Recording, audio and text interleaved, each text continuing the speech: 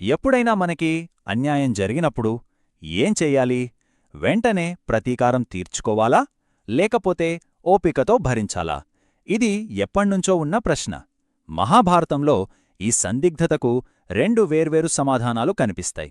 అవేంటో ఈరోజు మనం చూద్దాం. మొదటి దారి ఏంటంటే వెంటనే యాక్షన్ తీసుకోవడం. ఇక్కడ న్యాయం కోసం ఏకంగా మాయాజాలంతో కూడిన భీకర యుద్ధమే జరుగుతోంది. వెంటనే స్పందించి శక్తిని ప్రయోగించి న్యాయాన్ని నిలబెట్టడమన్నమాట. ఇక రెండో దారి, దీనికి పూర్తి ఆపోజిట్. అంటే సహనం పాటించడం. ఎంత పెద్ద అన్యాయం జరిగినా సరే ఓపికగా ఉండటం. దీని చుట్టూ ఒక పెద్ద ఫిలసాఫికల్ డిబేట్ నడుస్తుంది. సో ఈ రెండు దారుల మధ్య ఉన్న సంఘర్షణే ఈ కథలో అసలైన పాయింట్. మరి తీవ్రమైన అన్యాయం జరిగినప్పుడు సరైన స్పందన ఏది? ఈ ప్రశ్నకు రెండు భిన్నమైన సమాధానాలు ఎలా ఉన్నాయో ఇప్పుడు చూద్దాం. సరే, ముందుగా యాక్షన్ మార్గానే చూద్దాం. ఈ కథ శ్రీకృష్ణుడితో మొదలవుతుంది. ఆయన తన ద్వారకా రాజ్యానికి తిరిగి వచ్చేసరికి అక్కడ పరిస్థితి దారుణంగా ఉంది. అంతా శిథిలావస్థలో కనిపించింది.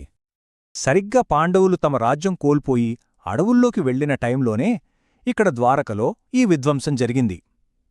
ఇంతకీ ఇది ఎవరు చేశారంటే శిశుపాలుని సోదరుడు సాల్వరాజు. కృష్ణుడిమీద పగతో సౌభ అనే తన మాయానగరంతో ద్వారకపై దాడి చేశాడు. ఇది చూసిన కృష్ణుడి రియాక్షన్ ఎలా ఉంది? తక్షణం చాలా నిశ్చయంగా ఉంది. ఆయన వెంటనే ఒక శపథం తీసుకున్నారు. సాల్వుడిని చంపేంతవరకు నేను నగరంలోకి అడుగు పెట్టను అని. ఆయన కోపం, చర్య తీసుకోవాలన్న సంకల్పం ఇందులో మనకు స్పష్టంగా కనిపిస్తోంది. కృష్ణుడి ప్రతీకారం చూడండి, చాలా సిస్టమాటిక్గా, ఏమాత్రం కనికరం లేకుండా సాగింది. ముందు సాల్వుడిని, ఆ ఎగిరే నగరాన్ని సముద్రం దాకా వెంబడించారు. తర్వాత తన ఆగ్నేయాస్త్రంతో సాల్వుడి మాయలన్నిటినీ ఛేదించారు. ఆ మాయానగరాన్ని వజ్రాయుధంతో ముక్కలు చేసి చివరికి సుదర్శన చక్రంతో సాల్వుడి తలనరికారు. అంతే, అసలు చర్చలకే తావులేదు. ఈ మొత్తం యుద్ధం జరగడానికి ఎంత టైం పట్టిందో తెలుసా? ఏకంగా 6 నెలలు. అయితే కృష్ణుడు తీసుకున్న ఈ చర్యకు ఒక వెల చెల్లించాల్సొచ్చింది. అదేంటంటే కృష్ణుడి యుద్ధంలో బిజీగా ఉన్నప్పుడే ఆయన సహాయం ఎంతో అవసరమైన పాండవులు ఒంటరిగా అరణ్యవాసానికి వెళ్లాల్సొచ్చింది. ఇది కృష్ణుడి కథ. మరి ఇదే సమయంలో పాండవుల పరిస్థితి ఏంటి? వాళ్ళు సహనం అనే మార్గాన్ని ఎంచుకున్నారు.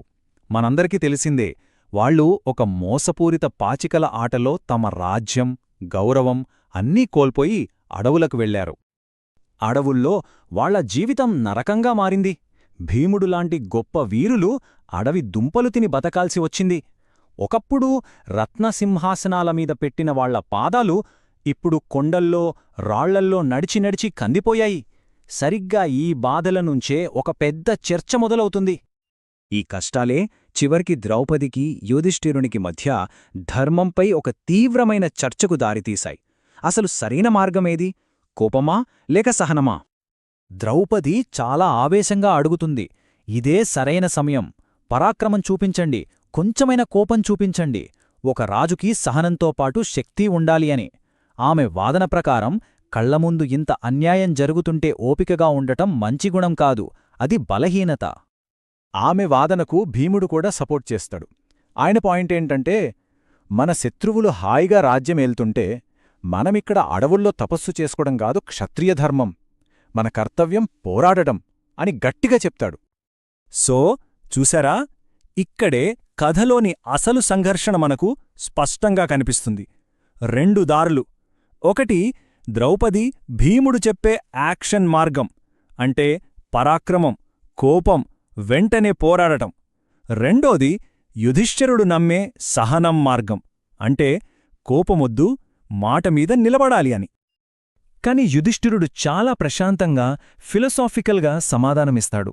ఆయనేమంటారంటే, కోపమే అన్ని నాశనాలకు మూలం. తెలివైనవాడు కోపమనే నిప్పుని జ్ఞానమనే నీటితో ఆర్పేస్తాడు.